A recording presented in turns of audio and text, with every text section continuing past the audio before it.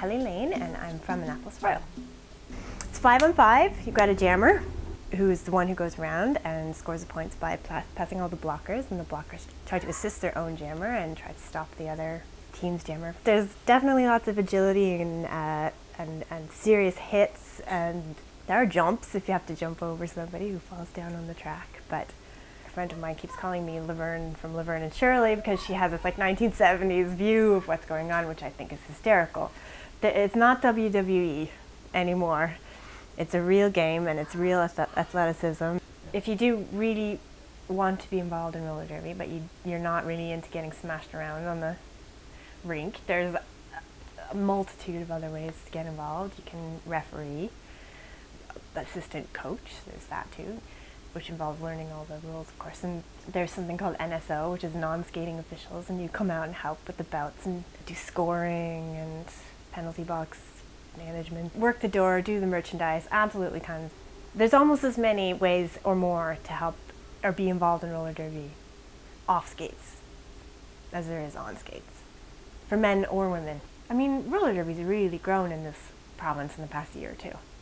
And eventually when people start to understand it culturally, because that's huge, cultural consciousness is huge, and it takes a long time to build that. And, you know, we have a lot to fight through.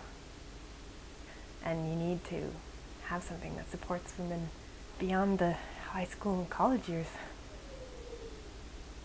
This lovely woman, Nova, was playing with a team in British Columbia, and she moved back here and had dreams of starting up a league for ages and ages.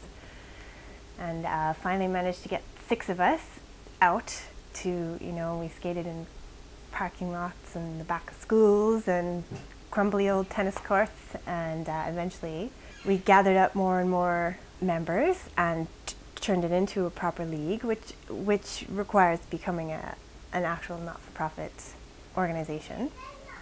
We grew and grew, and now there's possibly 30, between 20 and 30 of us now practicing. Yeah, a lot of hard work, a lot of sweat and tears, and good strong women.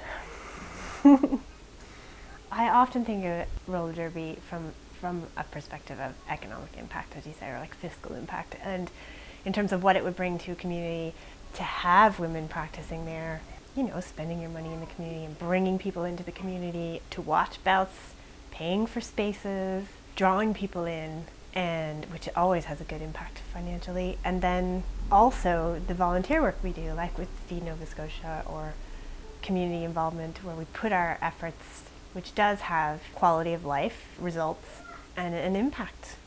Having derby and supporting derby in your town or in your area can only have a good economic effect. That's basically what I'm saying.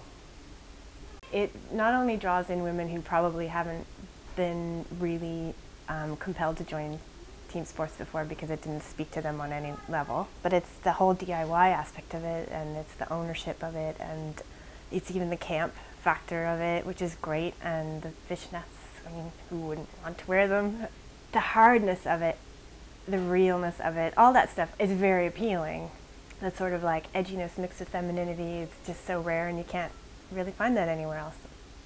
But then when you really realize how hard it is and how hard the women work, not only to get to a place where you can skate and hit, but it's also being part of the not-for-profit organization of it, being on the committees, working together. So you're originally drawn by the glitz and glamour, and then you're held there by the women and the community. It seems to be a high number of people who struggle or who are very open about their mental health struggles, and that it's played a massive role in alleviating that struggle for myself, for many, countless others, because of, first and foremost, the physical activity. You know, the fact that there's a level of mastery involved, which is very important to self-esteem and all that. When women are aggressive, they're labeled all kinds of lovely things, and so it's a wonderful place to go and be mean and be strong and hit and growl, you know, and be told that was an awesome hit. And that was great. The difference I see in some of the girls and myself after having an avenue where we can be aggressive and at not only being okay, but being awesome is huge. Personally, I learned that I could fall down hard and get back up again and keep going. And that is not a small lesson. And really, essentially, the community of women that are there that not only are on your team, but that are in the league, and then that are provincially available to you, and then nationally available to you, and then internationally available to you. There's a community of women who are all connected together, who support each other massively. You do see roller derby acting in the community, not just for fundraising purposes, but just acting in the community, because that's important to us. It can't exist unless everybody contributes, and that gives you a sense of purpose, whether you want it or not initially. I mean, just to run a not-for-profit organization, you need to have your meetings, and you need to pay your dues and do your insurance, and those are the very basic things. But then once the more involved you get, the more projects you take on, and the more community involvement there is. There's lots of opportunity to just show up in the community. Like, for example, our league recently did a month-long food drive for Feed Nova Scotia, because we're very conscious of the community around us and want to contribute, which bolsters the community and it bolsters the sport as well. I mean, it connects people to what we're doing, because we have so much to prove and we have so much ground to establish that we have to really work to show people that it's a serious thing and it's a valid thing, and it's that we're actually athletes. I think just women in sport is community, especially because of the kids. So many of us are mothers. When we have a space that is not welcoming to children, that is very, very difficult, if not impossible. People start saying they can't come because they have their husband's out, or their mother-in-law's not there, or whatever happens, and it makes it very hard to be a part of a team and commit, really. On the other side of that, having my children, my girls specifically, see me fall down and get back up again and keep skating, time and time again, when I felt like quitting, because you will, I just thought of my kids and the girls and how excited they are and how much more interest they have in sports in general.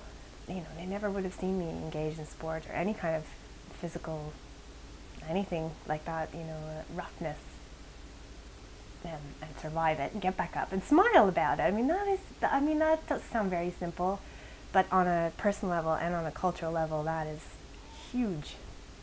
But it's how they looked at themselves, like when they would fall down themselves and get back up, or just in the way they play with each other. It's not that they become more aggressive, but they're certainly stronger in what they know they can handle. If I had had derby when I was in school, I think that my entire life would have gone in a completely more constructive direction.